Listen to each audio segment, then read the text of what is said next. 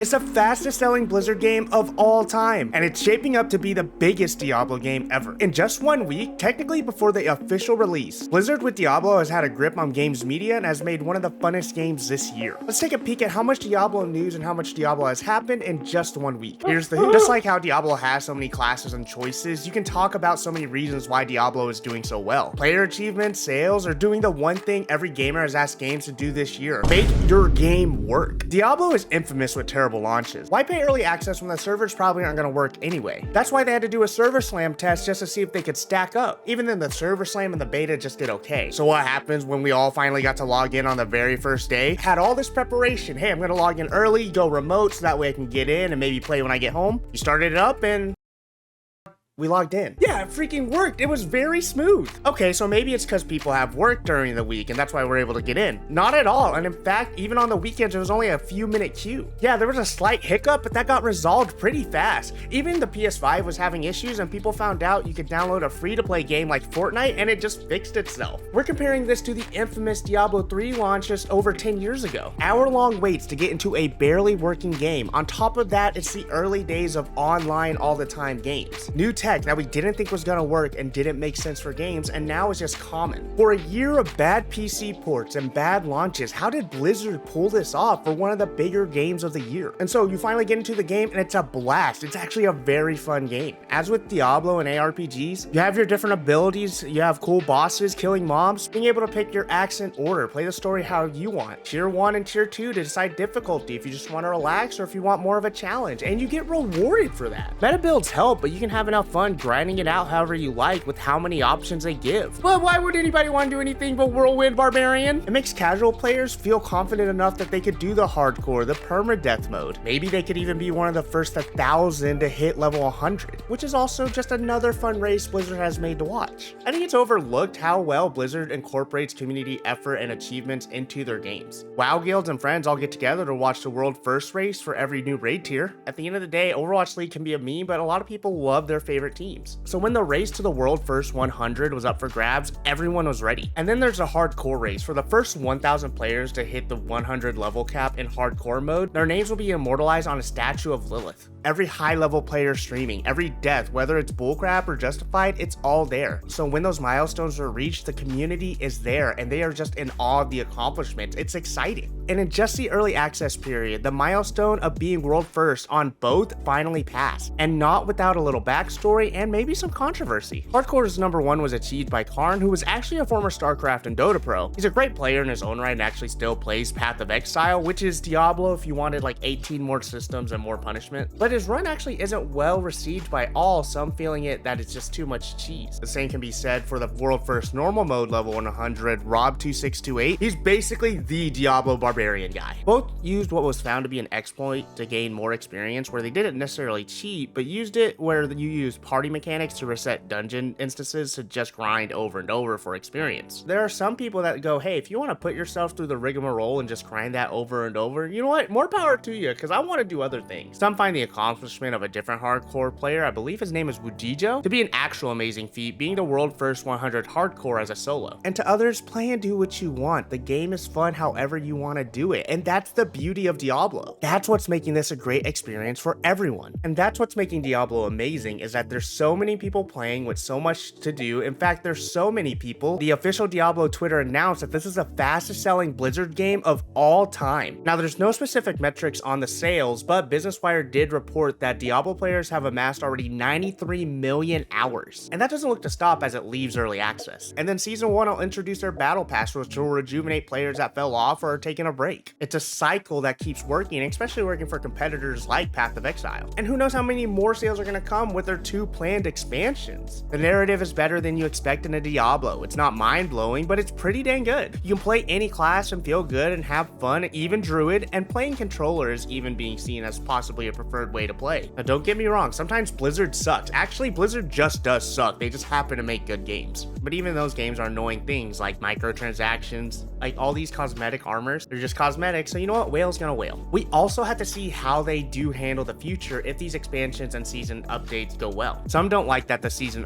updates won't feature any new post-campaign stories, so no continuation, but it will have self-contained stories within each one exploring various themes. With the Activision Blizzard deal still pending, will we also see the game on Game Pass soon, furthering its domination? For now, let's just grind more characters and keep beating off demons in Sanctuary. Let me know how you like Diablo in the comments. Follow for more gaming conversation.